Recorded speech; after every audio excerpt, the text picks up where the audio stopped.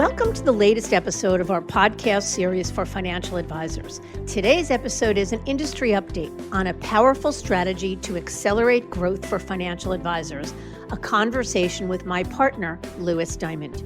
I'm Mindy Diamond, and this is Mindy Diamond on Independence.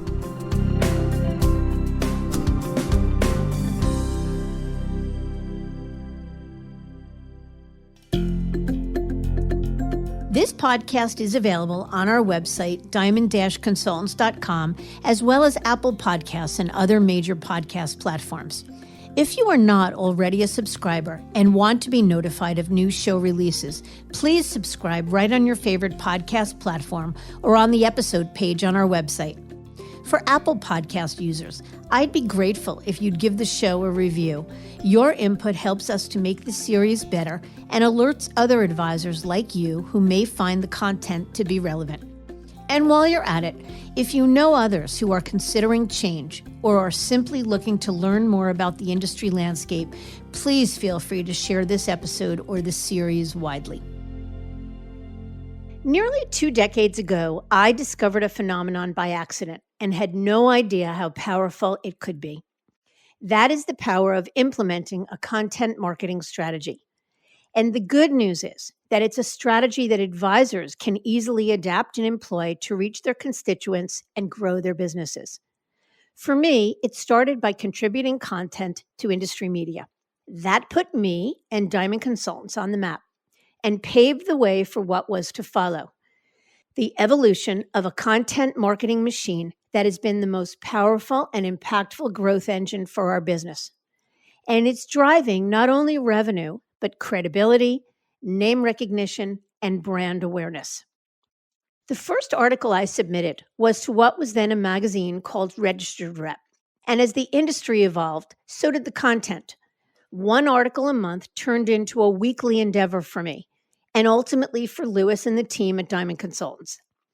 Each became contributors to our own article library, or blog as we initially called it, which was distributed via our website and to a subscriber list. That then morphed into a weekly podcast series that has exponentially grown over the past 3 years, and a robust social media presence that has become a regular part of our day's work. Today, I still write that very same monthly column, but Register Rep magazine is now both a print and online media publication rebranded as WealthManagement. They also graciously publish additional articles by me, Lewis, and the team, as well as syndicate this podcast series. It's become quite a marketing ecosystem, growth driven more by the motivation and passion to share knowledge than to grow our brand and extend our reach. And let me be clear, I don't have a marketing background, and I'm sure that many of you who are listening don't either. I was an accounting major and worked 2 accounting jobs before becoming a recruiter. Like how I started Diamond Consultants, I happened upon this burgeoning marketing ecosystem somewhat accidentally. I turned a passion project into an incredible growth initiative. This powerful ecosystem we created is built upon a chassis called content marketing. So what exactly is it? It's about taking your unique insights, perspective, and knowledge and turning it into various sizes and forms and means of communication for distribution that are scalable and repeatable, allowing you to speak to people on their time and on their preferred platform. The result, when done strategically and thoughtfully, can provide long-lasting value. For example, it defines you as a thought leader. It tells the world you are smart and that you get it. It demonstrates consistency and staying power.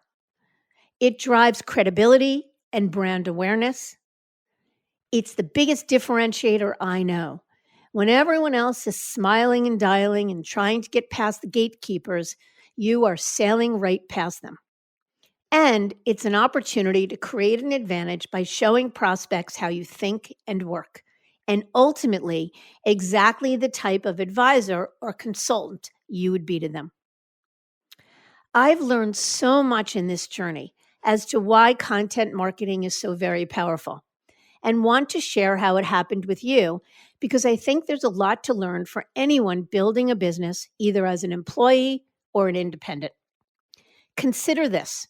Before I started writing my Register Rep Career Moves column, I was making at least 50 outbound calls and connecting with maybe 2 or 3 humans every day.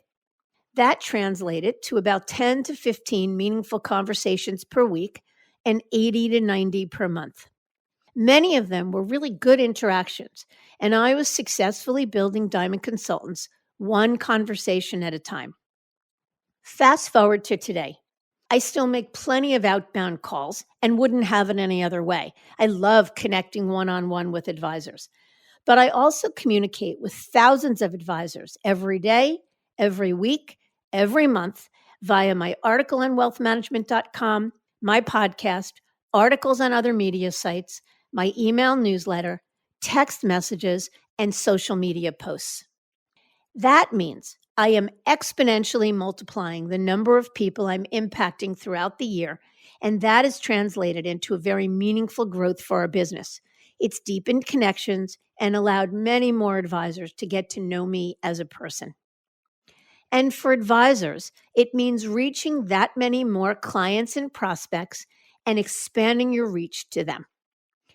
Plus, the internet has made the process even more extraordinary because the content's life cycle continues well beyond the initial publication, accessible via social media sharing, search engine results, text post links, and email. But there's a catch. Content marketing must be rooted in authenticity and of the highest quality. Let me be clear. I don't write what I write and put out what I put out and produce what I produce to sell. I do it because I have an authentic and real desire to connect with the advisors in my ecosystem. For me, it's been based on my love of writing, my creativity, and again, my authentic desire to gratuitously educate without agenda or expectation. Simply put, I love doing it all. And I believe that comes through in everything I write, say, and post. The thing is, it has to feel soulful to do it all. It has to be a true labor of love because it is a lot of work. The business you get from it and the growth you experience should be the cherry on top. The actual creation of the material is what fulfills me. So the business I get from it isn't my sole motivation.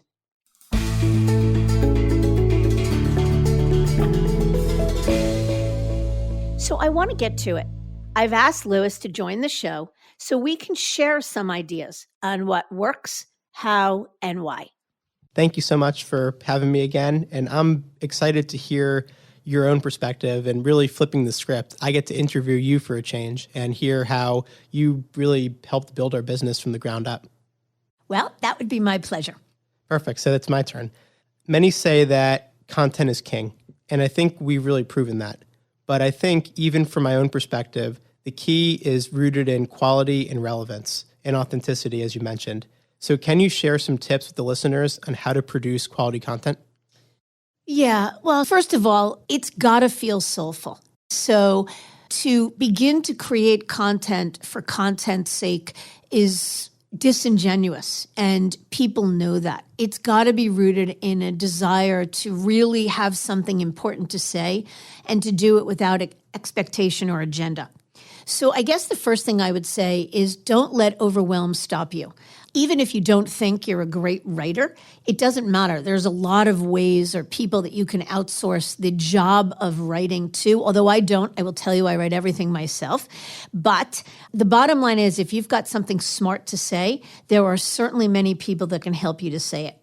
The other thing I would say is that consistency and quality matters more than anything. And to know that a lot of times what you put out there really feels like a black hole, can feel like a black hole. When I first started writing, it didn't move the needle at all. 1 article, 5 articles, 10 articles, probably nothing. But I remember about 6 months after posting my first article with what was Register Rep magazine and speaking to an advisor who told me that he had read it and how my comments resonated with him. And that's when I began to realize I might, in fact, be onto something.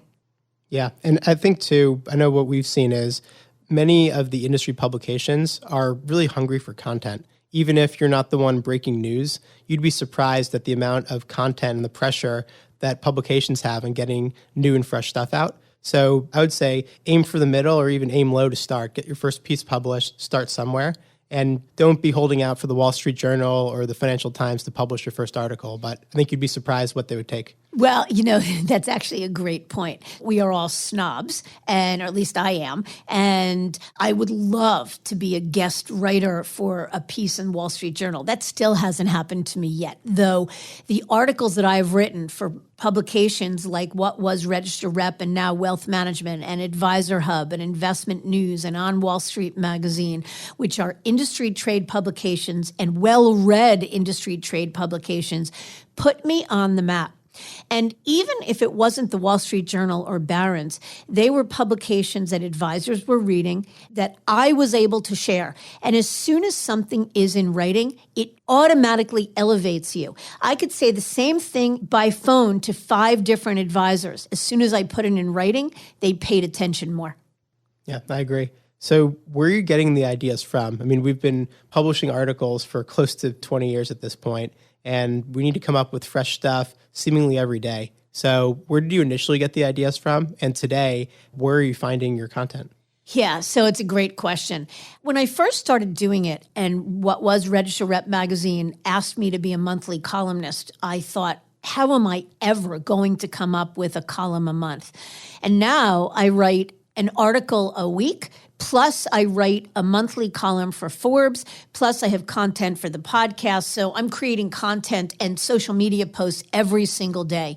I am never at a loss for content because here's what I would say to you.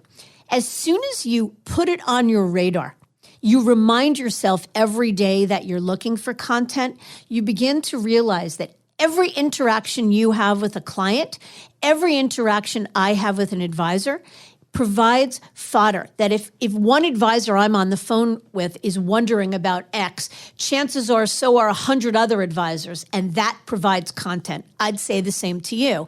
If you're talking to a prospect or a client and they have a question about a topic, if they're wondering about it, chances are so is everybody else, and that's where the content comes from. Yeah, absolutely. And you also always start with the very clear and concise thesis, I think. And that is your building block for developing the idea further. Yeah, well, that's actually a really good point because at first, when I first started writing, my instinct was I had a lot to say and I wanted to cover a lot in one piece. But an article is only meant to be around 1,000 words, let's say. And so what it really requires is a very narrow thesis. So I start. And my advice to everyone is to start with a narrow thesis and write about that. The clearer you are about the thesis or the more focused the thesis, the better the piece will be and the easier it will be in writing it.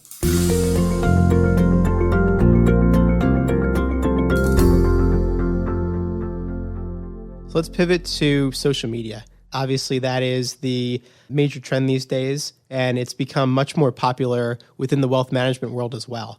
During the pandemic, we saw an acceleration of it. And now we're even seeing major firms like Merrill encouraging advisors to opt for social media over cold calling. So can you share some thoughts on social media in general and best practices for leveraging it? Yeah.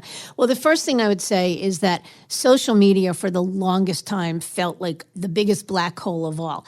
One, because we were on it long before many advisors were on it. I'm going back 10 years ago before the big firms allowed advisors to even have a LinkedIn account. So we were posting things and it felt like no one was seeing it. But obviously in the last number of years, everyone is on social media. So while I may not get direct commentary or direct response from an advisor for a post that I write, people are seeing it and it amplifies my voice. It multiplies the number of people that see it. The other thing I would say to you is that one of the most powerful forms of written communication I do is, and you may notice it if you follow me, anybody listening to this, is I write at least one text post a day. They do incredibly well.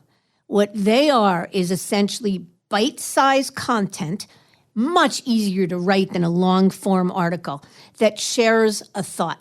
And I read something recently that Kevin Nichols, an employee of the leading industry coaching firm, the Oxley Group, wrote.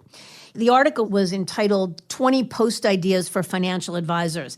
And he talked about how there was an enormous opportunity for financial advisors to post on LinkedIn.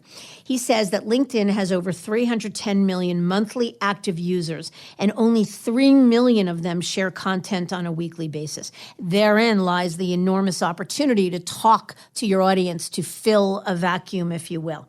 The more likes and views you get, the more the LinkedIn algorithm will serve your content to your audience. So first and foremost, you make growing your audience a priority. Secondly, you post as often as you can as long as you've got something smart to say. Those text posts or bite-sized bits of content are the best way. It's the easiest way to get your message out. And in that article that I'm referencing, he talked a lot about some great queries or prompts that you can use for text posts. Things as simple as, what is the number one question you get asked by prospects? How has your approach changed since you started as a financial advisor? How do one of your hobbies or interests relate to what you do? What should your ideal prospect be asking you but isn't asking you? And et cetera, et cetera. Anything can be a text post. It can also obviously be about market commentary if you work for a firm that allows you to do it. And the one point that I'll make is that the more independent you are, the freer you are to express yourself without compliance oversight. Yeah, that is definitely the key. And not everyone is even aware of the power of social media because they're in an environment where they're pre-programmed to not have their own unique or authentic voice. So it is one of the motivators many of our advisor clients have for going independent or even becoming more independent. Because a lot of this methodology, it might sound great to you, but unless you have compliance approval to do it, it's not really going to make that much of a difference for you. Well, so then let me ask you a question. So how does an advisor who isn't independent, who's an employee with any brokerage firm, how does he either leverage content marketing or how does he or she differentiate themselves? It's a great question. So it is a little bit more of a challenge depending upon the type of firm you're at. But even seeing advisors that we're connected with from many of the major firms, advisors still are able to have somewhat unique images on their website and kind of create their own messaging. You are usually restricted to the type of content you can post, but you are able to put your own, sometimes unique spin on it. And share some personal items. And not every firm is created equal.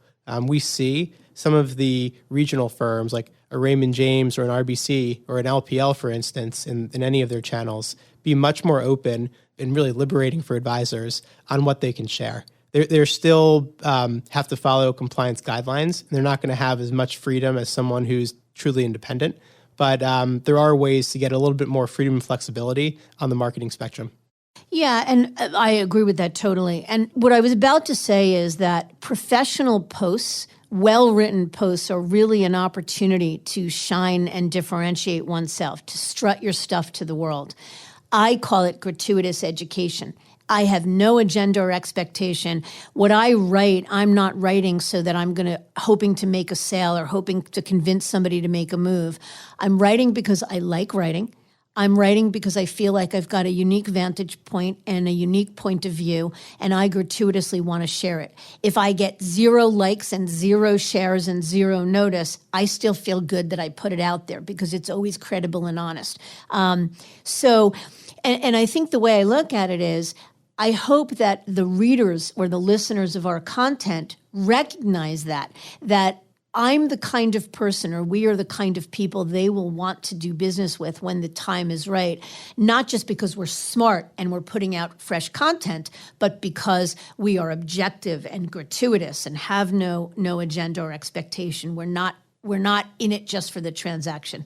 Yeah, I agree. And I think we have different views on when to layer in more personal items like family photos or posts about vacations. To me, I prefer to keep LinkedIn more professional and use Instagram and Facebook and other mediums for more personal stuff and don't like to really blur the lines. But I know for you, and they've actually been some of your highest performing posts, you post pictures of our family trips or about random thoughts in your life. So I think the key is being authentic. To me, that wouldn't feel authentic. To you, it is. And I think everyone has a different kind of formula or approach for social media, and you just got to find yours. Yeah, I think that's a really good point. So I just had said to you offline that yesterday I wrote a post about your 6-year anniversary with Diamond Consultants. And I wrote it from the perspective how proud I felt, not only as your mom, but as your partner. And it was a thoughtful, prideful post about the business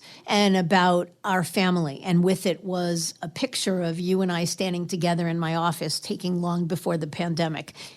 And it got about 6,000 views, and I lost track of how many likes or whatnot.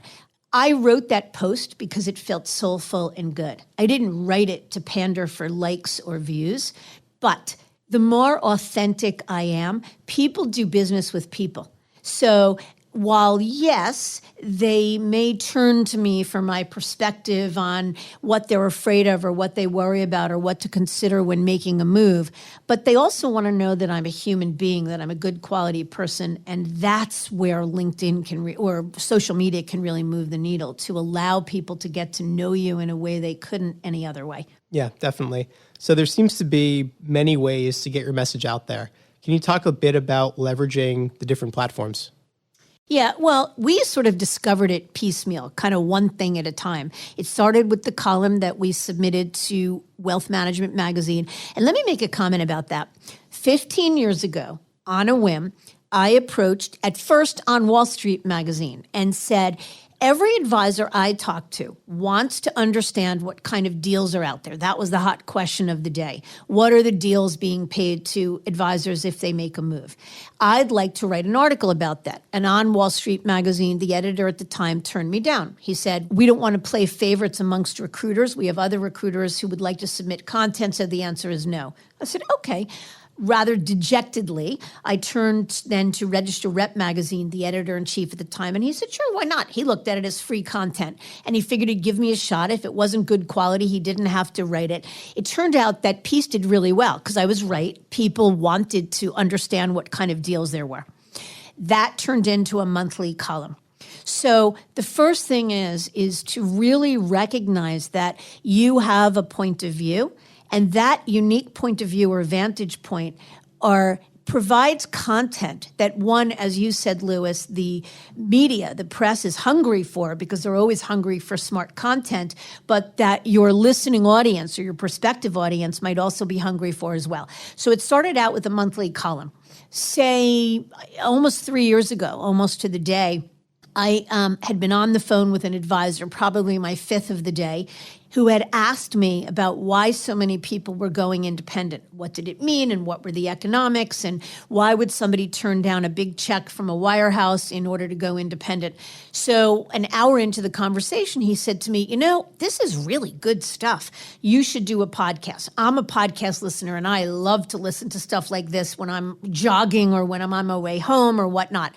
And literally on a whim, I turned to our director of marketing and said we should do a podcast. We figured out how to do it. I don't think myself I had ever listened to a podcast. And I want to reiterate, I don't have a marketing background. I'm not some creative marketing genius. We figured it out. We hired a social media consultant that taught us when the best time is to post, and about the concept of different kinds of posts and how well videos and varying posts do and whatnot. So my point is, we figured it out and we learned our way into it. What you have to do is just figure out, I like to write. That's what I figured out. I really like to write. And so that's where I started, because I was good at it, because I had a competence, because it didn't feel like it was a punishment. And actually, I'll ask you that, Lewis. You would much prefer to sit and have a conversation like this with me on podcast, I think, than you would to write, though you have a lot of really smart ideas. So how do you manage through that? Yeah, I would agree with you. I'm not the writer type. I would much prefer to be working in the business and just doing. And sometimes writing, it slows me down, and it's not my unique ability like it is for you.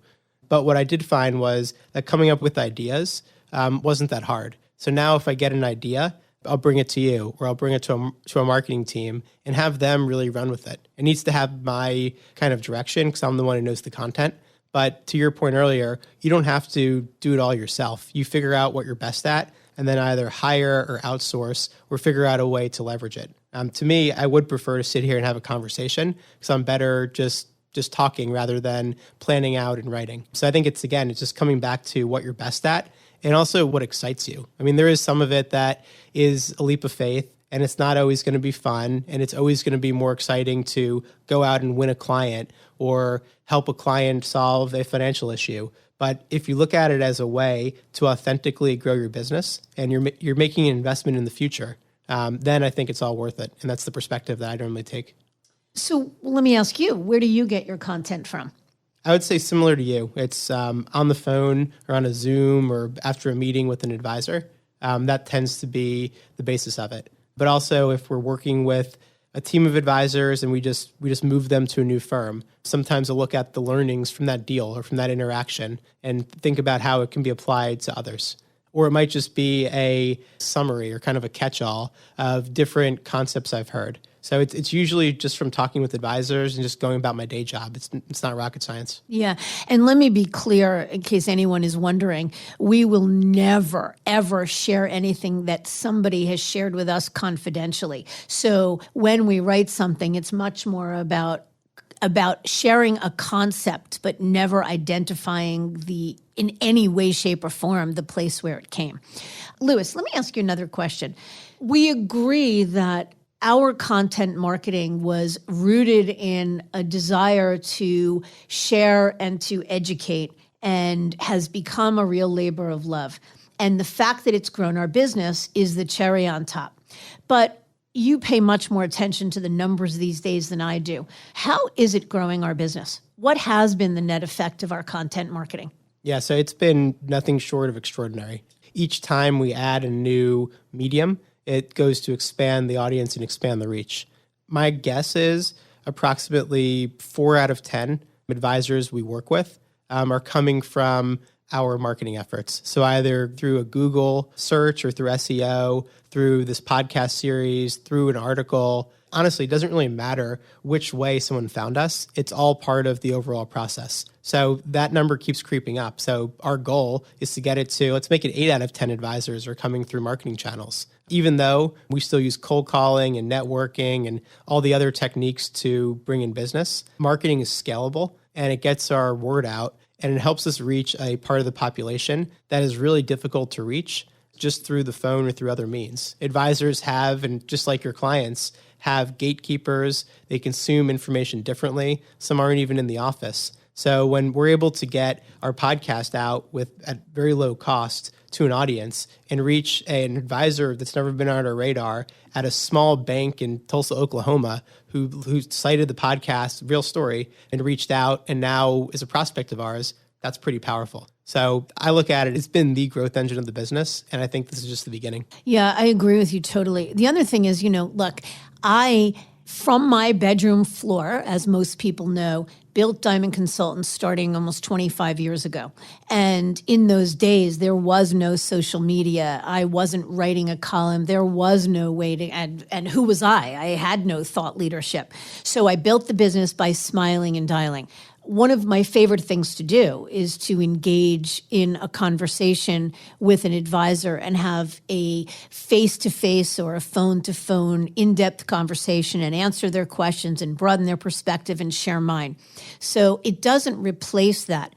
But even for advisors that we've had 10 and 15-year relationships with, It absolutely goes to deepen that relationship, because instead of hearing from me once a year or twice a year, they are reading my perspective often. And it just makes me more memorable. It adds credibility. And it's not just about new prospects, but it's also about really deepening relationships with existing ones.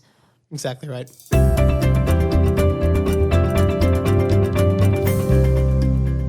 So what would you say, Louis, to an advisor that's at a brokerage firm, is limited because of compliance by what he or she is able to put out there, how he or she is able to differentiate themselves, how they're able to brand, et cetera, and they have something they want to say? What are they doing about it?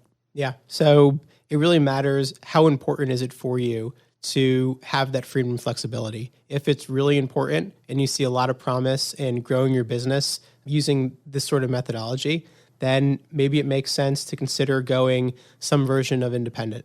I would also encourage you to check out the social media posts, the websites, and just the overall marketing footprint that some of your competition and some of your friends and some of your peers have. It's really cool to imagine someone you sat next to for 20 years, you see them go independent, and you just take a look at their website, see the videos they're putting out, see what they're doing. Not everyone does this, which is also what makes it an opportunity. Is you'd be surprised. You think everyone has an opportunity, or most people, to get out there and market themselves and do content marketing, but most don't. So I would say look at some people you admire and see what they're doing and see if that excites you. And maybe that'll give you an idea of what your ideal marketing platform could be.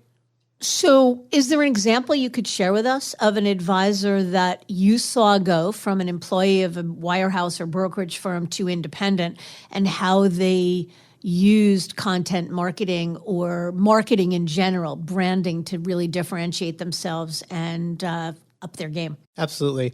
Yeah, there's many that come to mind, but I would say one that I noticed that I think has gone above and beyond and kind of getting out his unique voice is he's actually a prior guest of ours on the podcast, Joe Eshelman of Tower Point Wealth out in Sacramento. He puts out a ton of really smart and sometimes funny social media posts. During the pandemic, I saw him put out videos. He put out market commentary. I've seen him be a regular in certain local trade publications. I see him commenting in a very authentic way on people's posts. He's someone that immediately comes to mind. And he's not reinventing the wheel. He's just being himself. And there's many others. And if anyone's interested, feel free to reach out, and I can point you toward a couple of other live examples. Louis, this was really great. You know, it's funny. We've been doing this for a while now, and it was rooted in something fun. It just sort of was, hey, let's try that. And here we are. We've come a long way. It's sort of fun to take a victory lap and look at what we've built and realize that it's something that we can share with others and hope it will help others to grow their business. So I'd say more to come on the topic, and I thank you for joining me.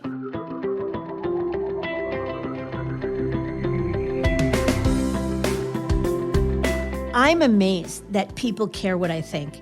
It takes courage to put yourself out there. The more authentic you are, the more vulnerable you are, the more you speak your own truth, and it differs from the masses, the scarier it is.